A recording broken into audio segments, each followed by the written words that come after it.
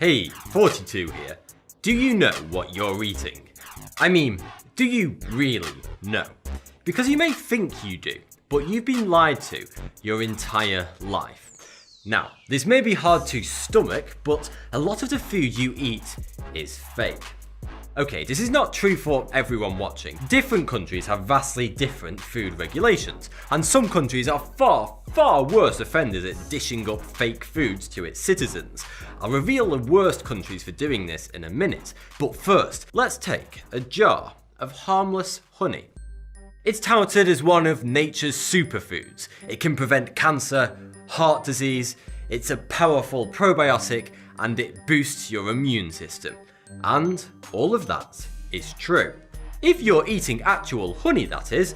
Germany is the world's largest importer of honey. Those Germans just love their honey. But the world's second largest importer of honey, America, tells a very different story when it comes to this supposedly wholly natural product.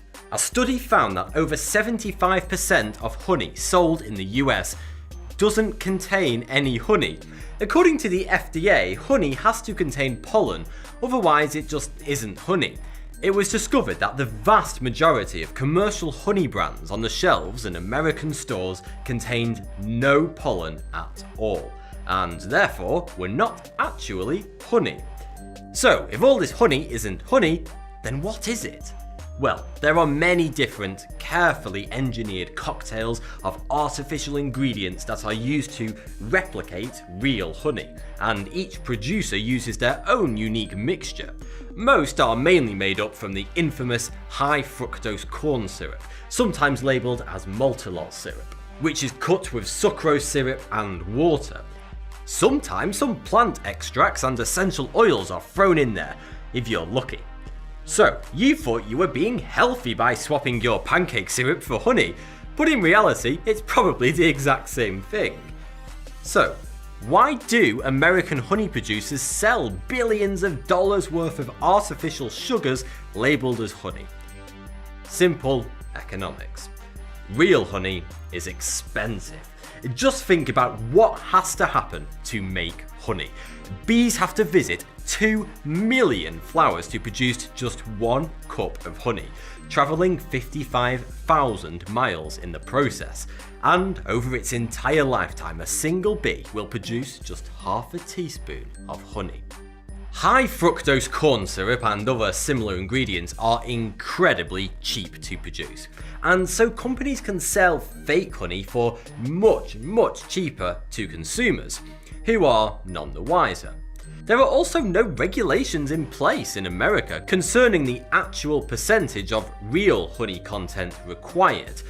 In Europe, there are very strict rules about what can be labelled and sold as honey.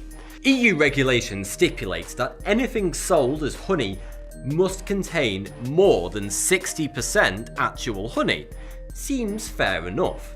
And they cannot contain more than 5% sucrose, i.e. syrups. The vast majority of honey sold across Europe was found to be 100% honey. Also, through no fault of their own, Americans are not used to the idea that honey crystallizes very quickly, and 100% raw honey will usually already be highly crystallized when you take it off the shelf. But honey never spoils, and crystallization is completely normal. After all, it is a sugar, and sugar just loves to crystallize. Europeans have always been sold crystallized honey, and so are used to the idea. A survey found that most Americans would wrongly consider crystallized honey to be spoiled. But when you're selling syrups disguised as honey, you don't have to worry about crystallization. 2.3 billion cups of coffee are drank every day around the world. But what goes into your cup? Let me guess. Ground coffee, or instant coffee if you're an animal, hot water, then maybe milk or cream, and perhaps some sugar. Oh, and of course, let's not forget the wheat, soybeans, seeds, corn, twigs, and dirt.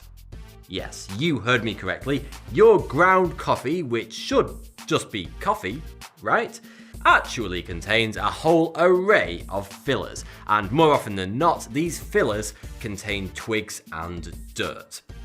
Well, you did say you like your coffees with an earthy flavour. Coffee is in trouble. Big trouble. Coffee is very sensitive. It doesn't like being called names, but it's also very picky about where it's grown. The plant will only produce coffee seeds, known to us all as coffee beans, in humid and very altitudinous mountainous areas. According to several experts, climate change is threatening these sensitive environments, and forecasts show that by 2050, half of the regions in the world where coffee can be grown will be lost forever. And by 2080, coffee could go extinct. Due to these growing fears, some unscrupulous ground coffee manufacturers have resorted to padding out their coffee using fillers such as soybeans, brown sugar, barley, and corn. Some byproducts of coffee production that should really be removed from the final product are also purposely being left in to fill it out, such as wood, twigs, parchment, husks, and even soil. If you buy whole beans, then don't worry, there won't be any fillers in there. Brazilian scientists were so concerned about this that they developed a brand new technique using liquid chromatography and statistical analysis that allowed them to detect exactly what percentage of a bag of ground coffee is actual coffee. The procedure is 95% accurate. And what they discovered was that some brands of ground coffee have such a high percentage of fillers in them that they must be purposely added in. There's just no way it's an accident. If coffee isn't your thing, then maybe orange juice is. You may have been told many times that most orange juices are artificial, but do you really know just how artificial? What if I told you that the flavour of most major orange juice brands is 100% fake? To make orange juice, you just squeeze oranges, right? Maybe throw in some preservatives and added sugar. No, that would just be too simple for big brand orange juices. They squeeze their oranges, and then they remove all of the oxygen from the extracted juice. This allows the juice to keep for a year without spoiling. Yes, your morning juice is anywhere from a few months to a year old. But that's not all that removing the oxygen does. It also removes all of the natural flavour, and I mean all of it. So they're left with a very old, completely tasteless liquid that slightly resembles something that came out of an orange once. The orange flavour is then artificially re-added to the juice using a concoction of artificial flavourings. But why purposely remove the flavour and then put it back in again if it only makes it worse? I mean, that's not easy or cheap to do. Well, it's all about consistency. Each big brand orange juice has their own unique flavour that their customers are all very familiar with.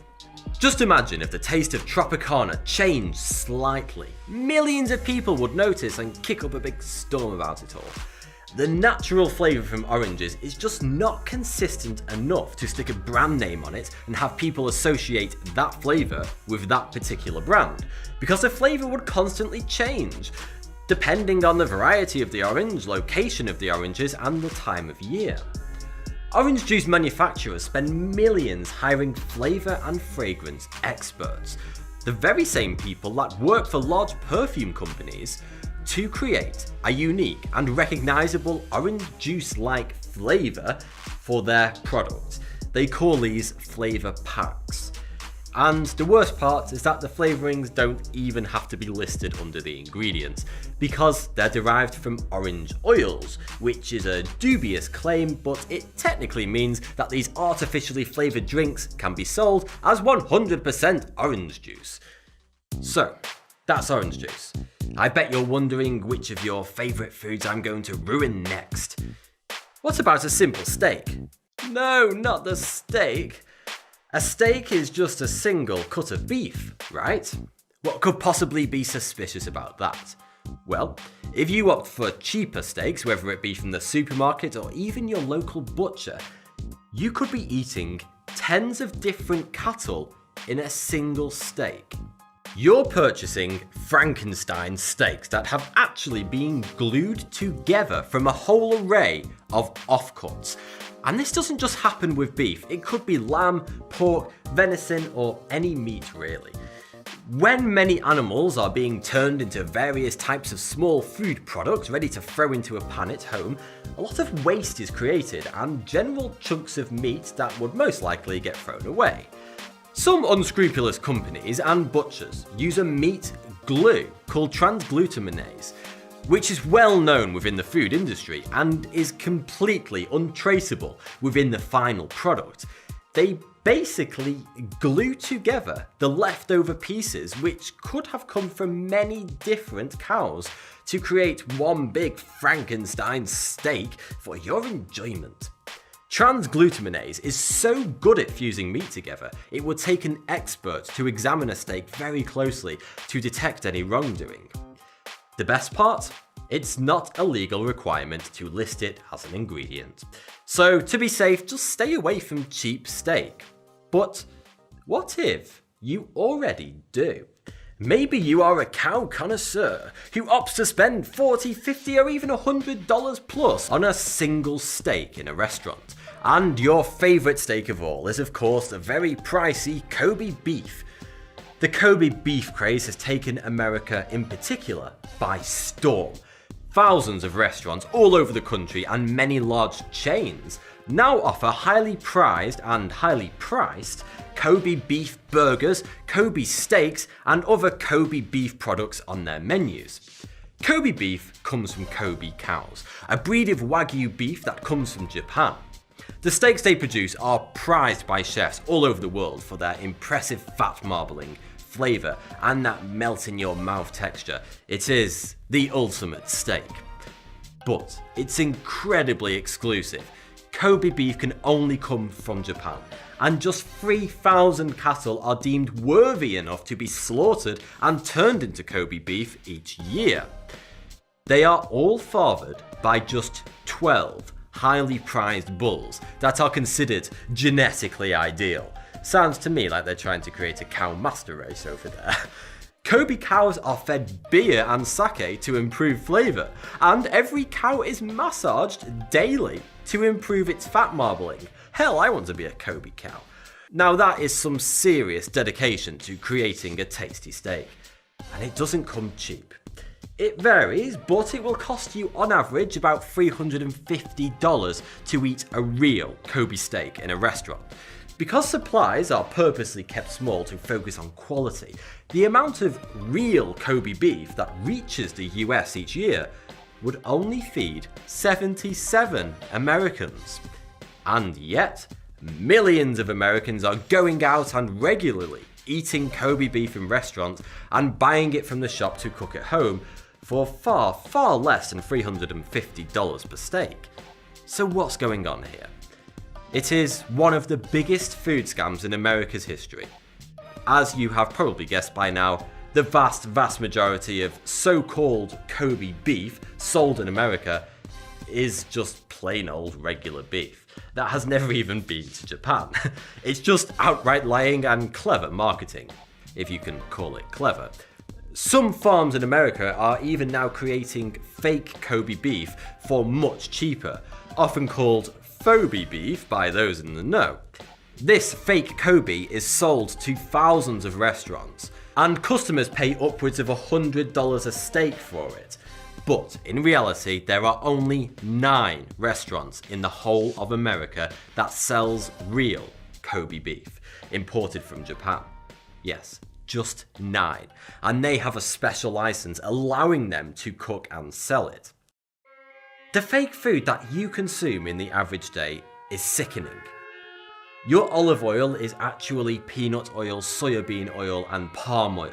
Your cheese and even bread contains wood pulp. Yes, wood pulp, which the FDA says is safe to eat.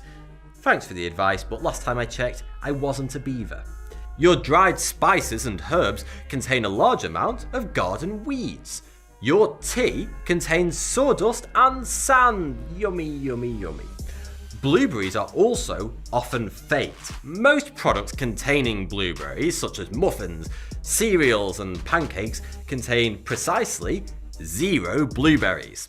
Real blueberries are expensive, and so food scientists have perfected a recipe of sugar, purple dye, and other questionable ingredients to craft imitation blueberries that have no health benefits whatsoever. In America, most of the champagne sold is not actually champagne. Most people believe that it's illegal to sell sparkling wine as champagne if it doesn't originate from the Champagne province in France and it is produced using the méthode champenoise, a second fermentation within the bottle.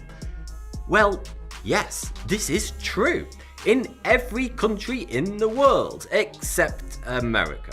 A 100-year-old legal loophole allows any American sparkling wine, a simple bottle of Californian bubbly for example, which may be nice, to be sold as champagne, which it isn't, within America. Do this in any other country and French lawsuits would take your fake champers off of the shelves faster than you can say, is this the bloody French Inquisition or what? Of course, all of this changes depending on where you live in the world. Every country has its own unique food regulations and different levels of food quality. But which countries have the most fake food? And which have the least? British charity Oxfam conducted a study comparing the quality of foods in every country in the world. The best countries in the world overall for food quality and lack of food-related health issues were found to be the Netherlands, France, Switzerland, Denmark and Sweden. Well done, guys. But shockingly, at the other end of the spectrum was America. For quality and health-related food issues, the USA ranked 120th out of 125 countries, putting it in the same league as Saudi Arabia, Jordan, Ethiopia and Chad. It's one of life's great ironies that the world's wealthiest superpower has some of the lowest quality food in the world. But it's not the fault of the American people. Large American food companies that have monopolised the market use every trick in the book and some horrifying techniques and chemicals to make terribly poor quality food seem more appealing to shoppers. And in America and some other countries, the regulations just aren't in place to properly regulate what goes into people's food. At least they're nowhere near stringent enough. But just remember, every time you shop, you are voting. Avoiding cheap, processed and general dodgy looking food will reduce the demand for it. Choosing to instead shop at local stores with real high quality food will make a difference, and you'll live a longer and happier life for it as well, just for the sake of a bit less convenience. You wouldn't eat garbage out of the bin, so don't settle for buying it off the shelves. Thanks for watching. If for some reason you actually enjoy my videos, then click here to support me on Patreon. Supporting me helps me to make better videos and you can get some pretty cool rewards as well. Click here to check out another video, and if you haven't already, don't forget to subscribe for new videos every week.